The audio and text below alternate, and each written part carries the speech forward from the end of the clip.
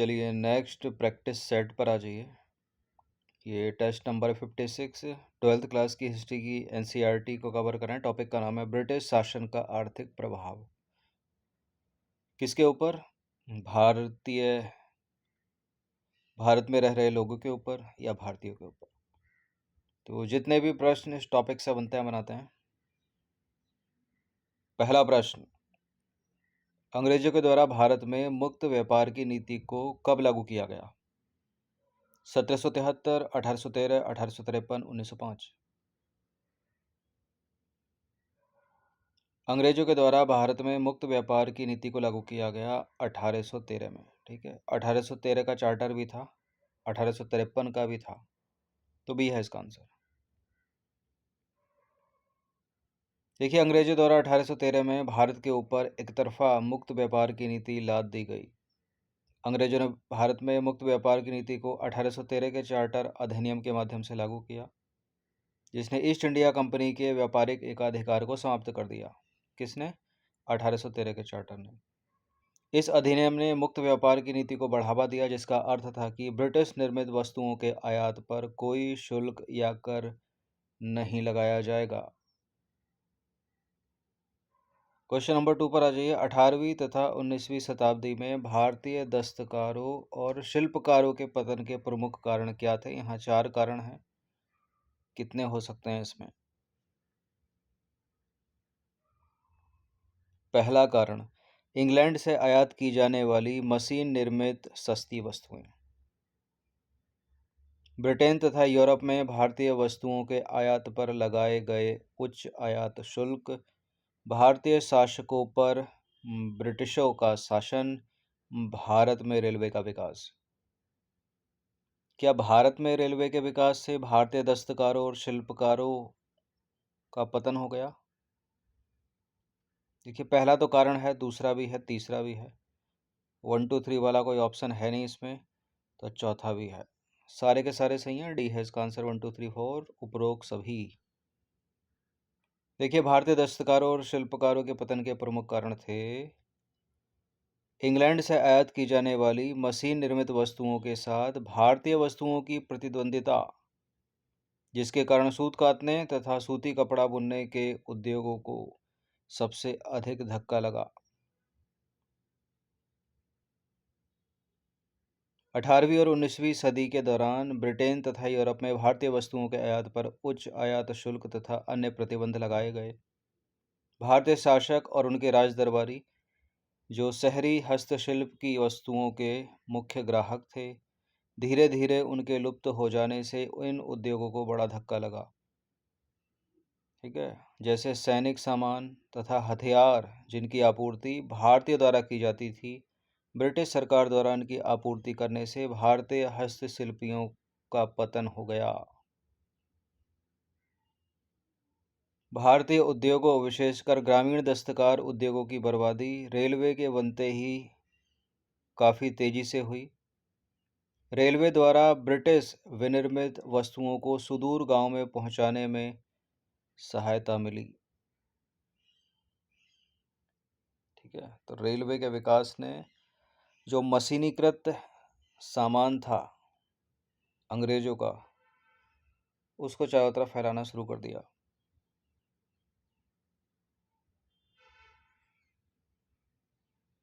तीसरा प्रश्न है, पुस्तक ड्रेन ऑफ वेल्थ किसने लिखी थी? इम्पोर्टेंट है, कई बार एग्जाम्स में पूछा गया है। दादा भाई नौरोजी ने। हिंदी में धन के बहिर्गमन का सिद्धांत।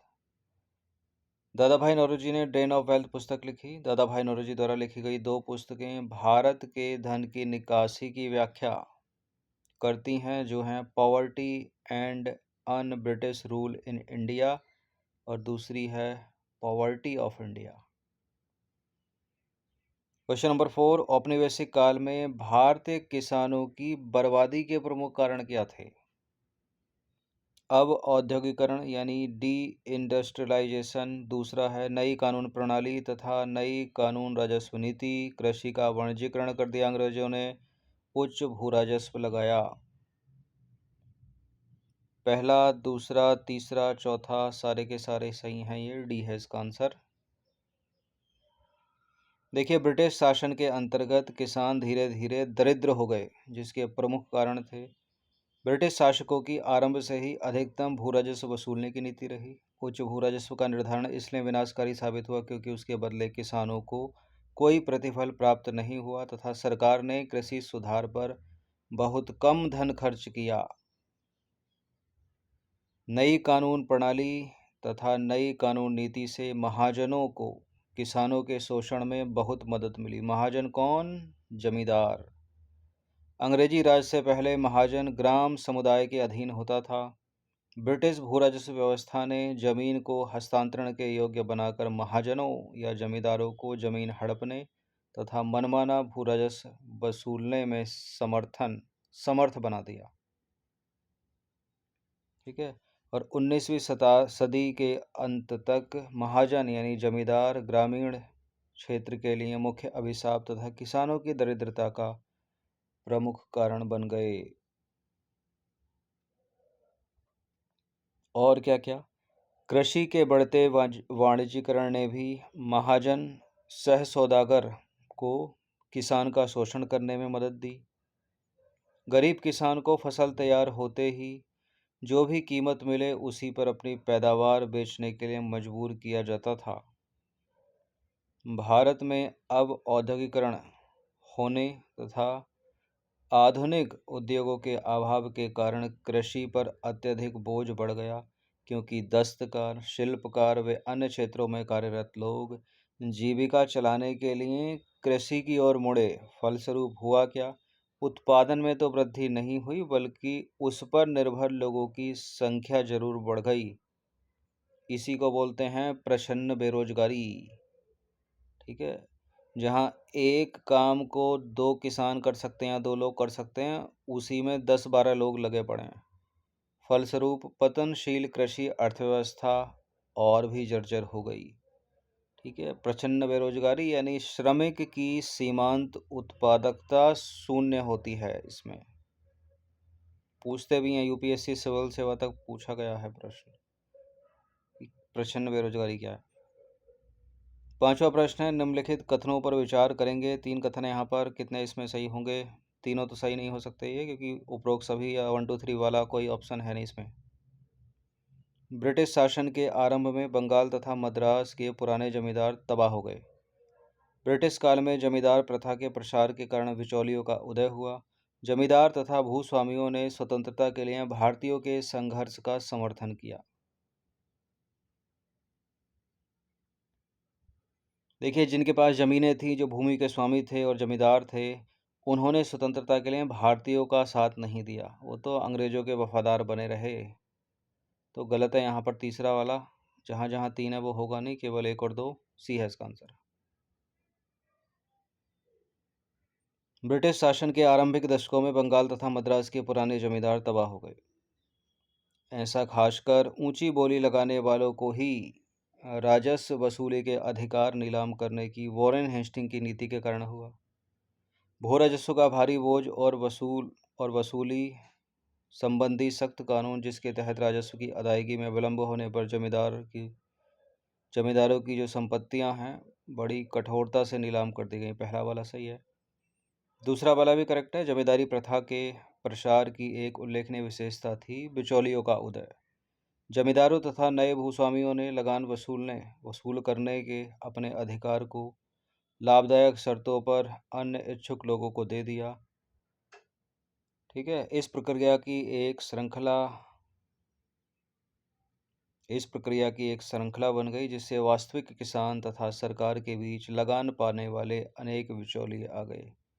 पहला वाला करेक्ट है, दूसरा वाला करेक्ट है, तीसरा गलत है, क्योंकि जमींदार तथा भूस्वामी संरक्षित राजाओं के साथ विदेशी शासकों के राजनीतिक समर्थक बन गए और इन्होंने उदीयमान राष्ट्रीय आंदोलन का विरोध किया, क्योंकि उनको महसूस हुआ कि इनका अस्तित्व ब्रिटिश शासन से ही है। इनका किनका? जमींदारों का और भूस्वामियों का। क्वेश्चन नंबर 6 पर आ जाइए। निम्नलिखित में से कौन सा कथन सत्य है? ब्रिटिश सरकार ने कृषि के सुधार और आधुनिकीकरण की जिम्मेदारी अपने ऊपर नहीं ली। ब्रिटिश सरकार ने बंगाल, बिहार, उड़ीसा और सिंध में कृषि उत्पादकता बढ़ाने के लिए कृषि कॉलेज की स्थापना की। देखिए, स्वार्थी थे अंग्रेज। ब्रिटिश शासन ने कृषि के सुधार और आधुनिकीकरण की जिम्मेदारी अपने ऊपर नहीं ली। पहला वाला करेक्ट है। और ब्रिटिश सरकार ने बंगाल, बिहार, उड़ीसा और सिंध में कृषि उत्पादकता बढ़ाने के लिए एक भी कृषि कॉलेज की स्थापना नहीं की थी। ठीक है, दूसरा वाला गलत है। इन सभी टेस्ट की आप फुल टेस्ट सीरीज से जुड़ सकते हैं, नंबर इस पर कॉल या व्हाट्सएप करके। ठीक है, कंप्लीट डिटेल्स है डिस्क्रिप्शन बॉक्स में। फुल टेस्ट सीरीज जो है वो पेड टेलीग्राम ग्रुप में मिलेगी, PDF फॉर्मेट में। देखिए, ब्रिटिश सरकार ने कृषि के सुधार और आधुनिकीकरण की कोई जिम्मेदारी अपने ऊपर लेने से इनकार कर दिया। ब्रिटिश सरकार का सारा ध्यान केवल भू राजस्व प्राप्त करने में था। ब्रिटिश शासन काल में कृषि शिक्षा पूर्णतः उपेक्षित थी। 1939 में पूरे भारत में केवल 6 कृषि कॉलेज थे और बंगाल, बिहार, उड़ीसा तथा सिंध में एक भी कृषि कॉलेज नहीं था। तो दूसरा वाला कथन गलत है वहाँ पर। भारत में पहली कपड़ा मिल कहाँ स्थापित की गई? भारत में पहली कपड़ा मिल स्थापित की गई बम्बई में। और पहली जूट मिल पूछ ले तो बंगाल। देखिए, भारत में पहली कपड़ा मिल 1853 में कावसजी नाना भाई ने बम्बई में शुरू की और पहली जूट मिल 1855 में पश्चिम बंगाल के रिसरा में स्थापित की गई। रिसरा यानी कोलकाता के पास हुगली नदी के किनारे। जूट मिल की स्थापना ब्रिटिश नागरिक जॉर्ज ऑकलैंड ने बंगाली व्यवसायी वासुंबर सेन के सहयोग से की थी।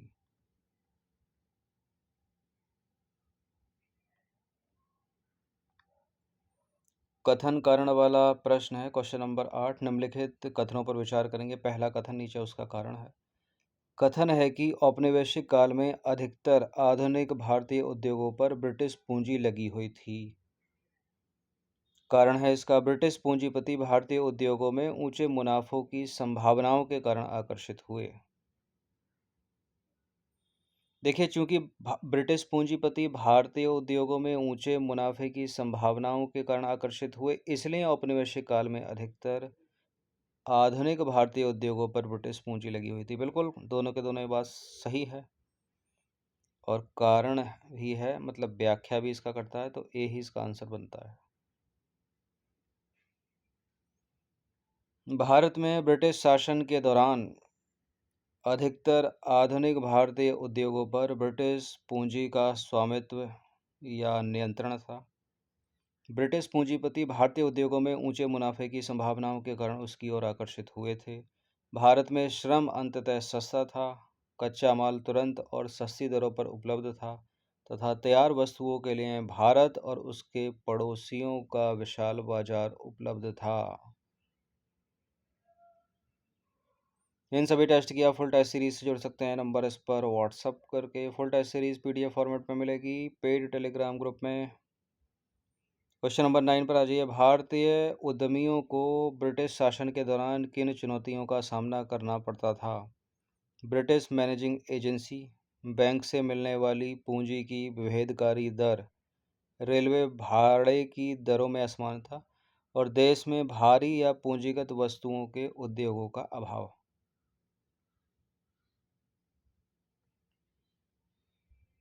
अंग्रेजों की खुद की नीतियां थीं।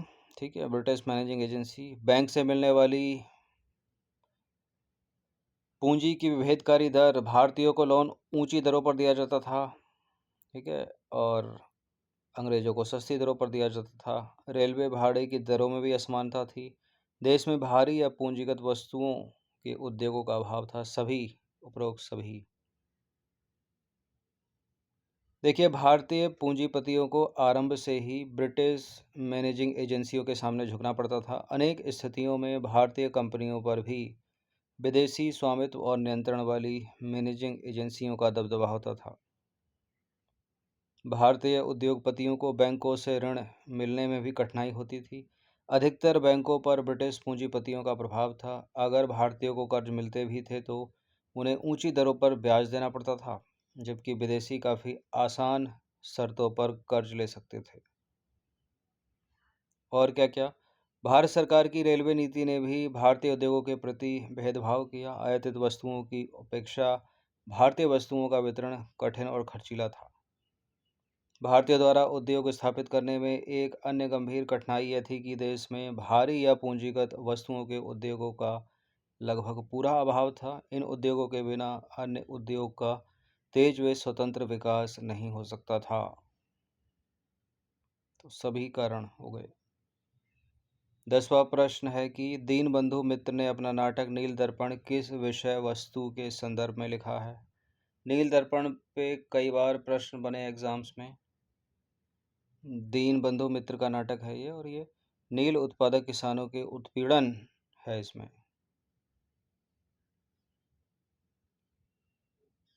देखिए, नील से रंग बनाने का उद्योग भारत में 18वीं सदी के अंत में शुरू हुआ। नील उत्पादक किसानों पर अत्याचार का सजीव चित्रण प्रसिद्ध बंगला लेखक दीनबंधु मित्र ने 1860 में अपने नाटक नील दर्पण में किया। 11वां प्रश्न है और यही अंतिम प्रश्न है इसका। इस टॉपिक से निकलते हैं 11 प्रश्न। निम्नलिखित कथनों पर विचार करेंगे। 2 कथन यहाँ पर, कौन सा इसमें इनकरेक्ट है?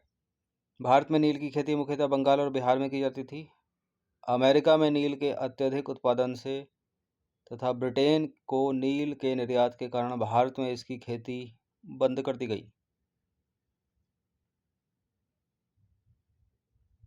देखिए, अंग्रेजों ने भारत में नील की खेती इसलिए बंद कर दी क्योंकि जर्मनी में एक कृत्रिम डाई बन गई थी।